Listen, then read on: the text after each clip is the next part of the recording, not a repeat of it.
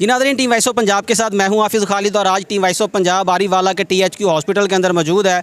हमारी टीम के साथ जो है ना वो आरीवाला के एक नोहाई गांव के कुछ लोगों ने रब्ता किया, जिनके साथ वहां के बाअसर लोगों ने तशद्दुद का निशाना बनाया और वजह भी नहीं बताई और तशद्दुद भी इस कदर किया कि शायद वो इंसान जिसके ऊपर तशद्दुद किया गया है वो जान बाज ना हो सके, वो ना बच सके।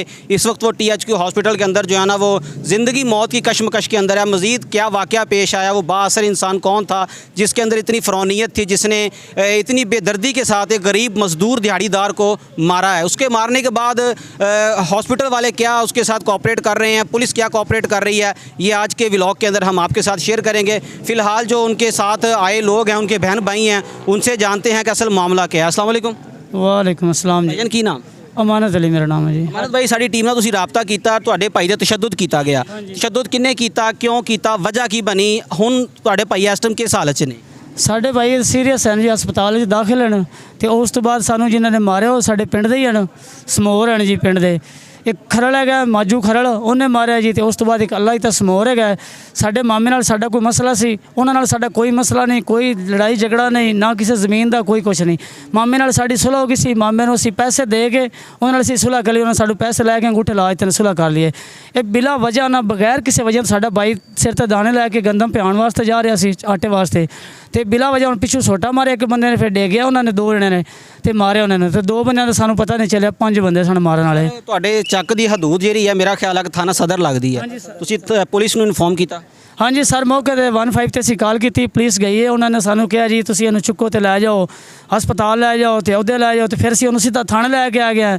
ਜਿਨ੍ਹਾਂ ਨੇ ਮਾਰਿਆ, ਜਿਨ੍ਹਾਂ ਨੇ ਤਸ਼ੱਦੁਦ ਕੀਤਾ, ਉਸ ਜ਼ਾਲਮ ਇਨਸਾਨ ਨੂੰ ਗ੍ਰਿਫਤਾਰ ਕੀਤਾ ਕਿ ਨਹੀਂ? ਉਹਨਾਂ ਨੂੰ ਨਹੀਂ ਗ੍ਰਿਫਤਾਰ ਕੀਤਾ ਜੀ। ਤੁਸੀਂ ਕੀ ਐਪਲੀਕੇਸ਼ਨ ਦਿੱਤੀ ਥਾਣੇ ਕਿ ਨਹੀਂ? ਅਸੀਂ ਥਾਣੇ ਮੈਂ ਡਾਇਰੈਕਟ ਬਾਈ ਨੂੰ ਮਰੇ ਉਹਨੂੰ ਮਰਿਆਂ ਦੇ ਬਰਾਬਰ ਸੀ ਲੈ ਕੇ ਥਾਣੇ ਆਇਆ ਹਾਂ। ਥਾਣੇ ਵਾਲਿਆਂ ਨੇ ਮੈਨੂੰ ਕਿਹਾ ਹਸਪਤਾਲ ਆਏ ਤੂੰ ਕੱਢੋ, ਇਹ ਕਰੋ, ਇਹ ਹੁਣੇ ਉੱਠ ਕੇ ਖੜਾ ਹੋ ਜਾਏਗਾ, ਇੰਜ ਯਾਨੀ ਇਹ ਰਵੱਈਆ ਇਸਤੇਮਾਲ ਕੀਤਾ ਪੁਲਿਸ ਨੇ ਸਾਡੇ ਨਾਲ। ਇਹ ਇਸ ਤਰੀਕੇ ਨਹੀਂ ਕਰਨਾ ਚਾਹੀਦੇ ਸੀ, ਸਾਨੂੰ ਕਿਸੇ ਤਰੀਕੇ ਨਾਲ ਉੱਥੋਂ ਸਮਝਾਉਂਦੇ, ਭੇਜਦੇ ਹਸਪਤਾਲ ਜਾਂ ਕੋਈ ਤਰੀਕੇ ਨਾਲ ਗੱਲ ਕਰਦੇ ਸਮਝਦੇ, ਲੇਕਿਨ ਉਹਨਾਂ ਨੇ ਸਾਡੇ ਨਾਲ ਰਵੱਈਆ ਅੱਛਾ ਨਹੀਂ ਇਸਤੇਮਾਲ ਕੀਤਾ ਉਸ ਟਾਈਮ 'ਤੇ। ਕਿਹੜੀ ਚੀਜ਼ ਨਾਲ ਭਾਈ ਨੂੰ ਮਾਰਿਆ? ਭਾਈ ਮੇਰੇ ਨੂੰ ਉਹਨੇ ਜੀ ਇੱਕ ਬਾਈ ਦਾ ਕਹਿਣਾ ਹੈ ਜੀ, ਅਸੀਂ ਮੌਕੇ 'ਤੇ ਨਹੀਂ ਸੀ, ਉਹ ਇਕੱਲਾ ਹੀ ਸੀ ਤੇ ਉਹ 3 ਬੰਦੇ ਸਨ। ਉਹ ਬਾਈ ਨੂੰ ਇੱਕ ਕਹਿੰਦਾ ਜੀ, ਇੱਕ ਕੋਲੋਂ ਵੈਰ ਲਾਕ ਸੀ ਜੀ, ਜਿਹੜਾ ਆਪਾਂ ਮੋਟਰਸਾਈਕਲ ਨੂੰ ਮਾਰਨੇ ਆ, ਤਾਲਾ ਜਿਹਨੂੰ ਕਹਿੰਦੇ ਨੇ, ਇੱਕ ਉਹ ਸੀ ਜੀ, ਇੱਕ ਛੋਟਾ ਸੀ, ਇੱਕ ਬੰਦੇ ਕੋਲ ਪਿਸਟਲ ਸੀ। ਇਹ 3 ਬੰਦੇ ਸਨ ਜੀ, ਤੇ 2 ਬੰਦੇ ਜਿਹੜੇ ਨੇ ਉਹਨਾਂ ਕੋਲ ਪਤਾ ਨਹੀਂ ਕੀ, ਉਹਨੂੰ ਵੀ ਪਤਾ ਨਹੀਂ ਕਿਉਂਕਿ ਉਹ ਡਿੱਗ ਗਿਆ, ਬੇਹੋਸ਼ ਹੋ ਗਿਆ, ਉਹਨੂੰ ਵੀ ਪਤਾ ਨਹੀਂ। ਬਾਕੀ ਦੇ 2 ਬੰਦਿਆਂ ਦਾ 5 ਬੰਦੇ ਸਨ ਮਾਰਨ ਵਾਲੇ, ਤੇ ਇਕੱਲਾ ਬੰਦਾ ਸੀ ਮੇਰੀ ਭਾਬੀ ਸੀ ਨਾਲ, ਉਹਨੂੰ ਵੀ ਮਾਰਿਆ ਉਹਨਾਂ ਨੇ। ਇੱਕ ਬੰਦਾ ਉਹਦੇ ਤੇ ਪਿਸਟਲ ਲੈ ਖੜਾ ਰਿਹਾ, ਉਹਦੇ ਕੱਪੜੇ ਕੁਪੜੇ ਪਾੜੇ ਨੇ, ਭਾਬੀ ਦੇ ਵਿਚਾਰੀ ਨੂੰ ਕਾਫੀ ਉਹਦੇ ਤਸ਼ੱਦਦ ਕੀਤਾ, ਉਹਨੂੰ ਚਪੇੜਾਂ ਮਾਰੀਆਂ ਇਹਨੇ, ਯਾਨੀ ਉਹਨੂੰ ਕੋਈ ਜ਼ਖਮ ਨਹੀਂ ਹੈ। ਤੁਹਾਨੂੰ ਵਜ੍ਹਾ ਕੀ ਨਜ਼ਰ ਆਉਂਦੀ, ਅਸਲ ਵਜ੍ਹਾ ਕੀ ਹੈ? ਸਰ ਸਾਡੀ ਕੋਈ ਉਹਨਾਂ ਦੁਸ਼ਮਣੀ ਨਹੀਂ, ਕੋਈ ਜ਼ਮੀਨ ਦਾ ਨਹੀਂ, ਕੋਈ ਕਿਸੇ ਕਿਸਮ ਦੀ ਸਾਨੂੰ ਵਜ੍ਹਾ ਦੀ ਵੀ ਸਮਝ ਨਹੀਂ ਆਉਂਦੀ ਕਿ ਵਜ੍ਹਾ ਕੀ ਨਾ, ਸਾਡੀ ਦੁਸ਼ਮਣੀ ਕੀ ਹੈ, ਸਾਨੂੰ ਵਜ੍ਹਾ ਦੱਸਣ, ਸਾਡੀ ਦੁਸ਼ਮਣੀ ਦੱਸਣ। ਕੀਤੀ ਉਹਨਾਂ ਨੇ, ਮਾਮੇ ਸਾਡੇ ਦੀ ਸਪੋਰਟ ਕੀਤੀ, ਉਹਦੀ ਮਾਈ ਜਿਹੜੀ ਨਾ ਮਾਮੇ ਸਾਡੇ ਦੀ ਬੀਵੀ, ਉਹਨਾਂ ਦੇ ਘਰਾਂ ਜਾ ਕੇ ਕੰਮ ਕਰਦੀ, ਉਹਦੀ ਉਹਨਾਂ ਨੇ ਸਪੋਰਟ ਕੀਤੀ, ਇਸ ਵਾਸਤੇ ਸਪਾਈ ਨੂੰ ਮਾਰਿਆ ਉਹਨਾਂ ਨੇ।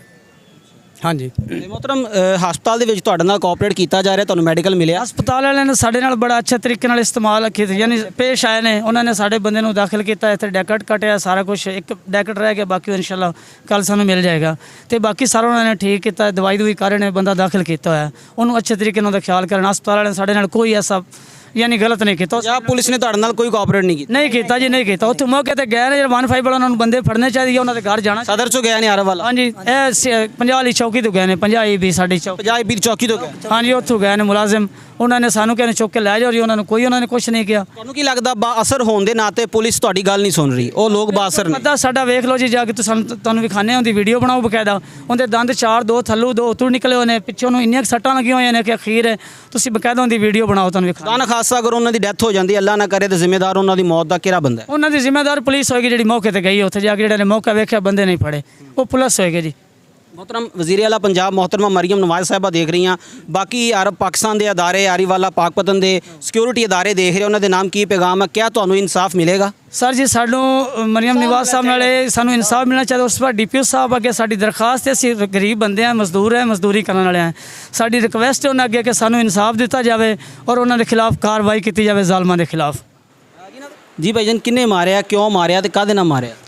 अल्लाह तस मोर गया एक साजिद अपना माजू खरड़ है, एक जमान कुरैशी है, इन्हें रल के मैंने मारिया जी। मारन की वजह की है?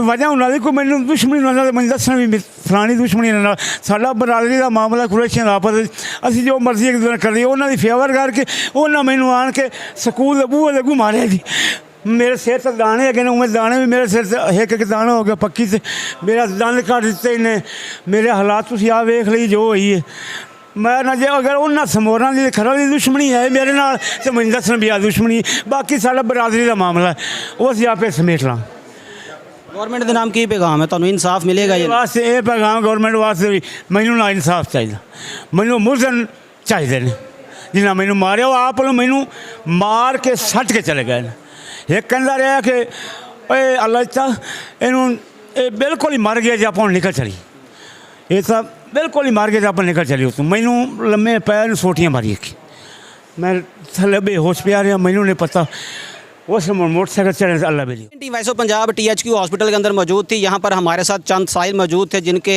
बड़े भाई के ऊपर जो है ना वो बेहमाना तशद्दुद किया गया है किसी बासर अफराद की तरफ से, और इनका कहना है कि THQ हॉस्पिटल के अंदर हमारे साथ माशाल्लाह बहुत अच्छा कोऑपरेट हुआ है। ये बड़ी खुशाइन बात है कि THQ हॉस्पिटल के जो डॉक्टर हज़रात हैं मौजूदा वक्त के अंदर वो इनसे कोऑपरेट कर रहे हैं। इनके भाई के जो डॉक्टर वगैरह जो हैं वो कागजी कार्रवाई भी की जा रही है। लेकिन अफसोस साद अफसोस कि पाकिस्तान का निज़ाम तो शायद बदल जाए लेकिन पंजाब पुलिस जो है वो बदलती नज़र नहीं आ रही। उन्होंने इनके साथ कोई कोऑपरेट नहीं किया, शायद वो बासर थे लोग इसलिए कोऑपरेट नहीं किया। मज़ीद इनकी जो आहो बका है वो आपने सुनी है। हम कोशिश करेंगे कि क़वायद ज़वाबत को मलहूज़ खातर रखते हुए उस बंदे की वीडियो भी वायरल की जाए जिसके ऊपर तशद्दुद किया गया है। टीम वॉइस ऑफ पंजाब कोशिश करेगी और इनकी आवाज़ को हुकाम बाला तक पहुँचाया जाए ताकि इन गरीब लोगों को इंसाफ मिल सके। टीम वॉइस ऑफ पंजाब बहुत जल्द मिलेगी एक नए प्रोग्राम के साथ और एक नई गरीब आवाम के साथ। अपना ख्याल रखिएगा। टीम वॉइस ऑफ पंजाब को इजाज़त दें। अल्लाह हामी नासर।